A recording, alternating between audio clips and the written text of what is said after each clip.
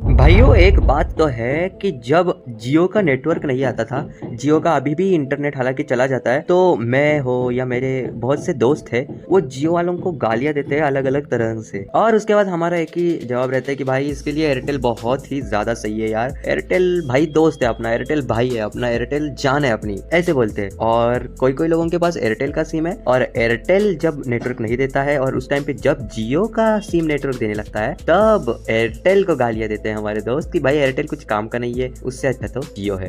But मैं आज के इस वीडियो में जियो की तारीफ करने वाला हूँ। एयरटेल को आज हम रखने वाले हैं भैया नाम। ये मैं इसीलिए बोल रहा हूँ क्योंकि एयरटेल के कुछ ऐसी सच्चाई मेरे सामने आई है जिसको जानने के बाद आपको भी कहीं ना कहीं एयरटेल के बारे में जो है निराशा हाथ लगने वाली है ना। तो एयरटेल की तरफ से ये उम्मीद तो नहीं थी बट एयरटेल ऐसा कर रहा है। क्या कर रहा है आइए जानते हैं। देखो भाई एयरटेल का जो है अनलिमिटेड रिचार्ज है वो कितने का है, 349 का। तो आप सोचोगे कि भाई ये तो जियो में भी है 349 का, जियो का भी तो रिचार्ज है। बट टर्म्स एंड कंडीशन के हिसाब से 349 का जो रिचार्ज है उसमें इंक्लूडिंग 5G है ना, 5G नेटवर्क यानी कि अनलिमिटेड नेटवर्क के हिसाब से ही हमें डेटा देना चाहिए। तो एयरटेल क्या करता है, एयरटेल के जो टावर्स है वो क्या करते हैं कि 4G नेटवर्क का जो टावर है उसको ही 5G नेटवर्क के साथ कनेक्ट करके, मतलब 4G का जो नेट इस्तेमाल होता है उसको ही 5G के लिए इस्तेमाल करते हैं। बट जियो का ऐसा नहीं है, जियो 4G के लिए अलग टावर इस्तेमाल करता है, 5G के लिए उनका अलग सिस्टम है। यानी कि अगर आपके जियो सिम में 5G नहीं चल रहा है ठीक से तो आप 4G में स्विच करोगे तो आपका नेटवर्क ठीक से चलेगा। अगर 4G ठीक नहीं चल रहा है तो 5G में स्विच हो जाओगे तो वो अलग तरीके से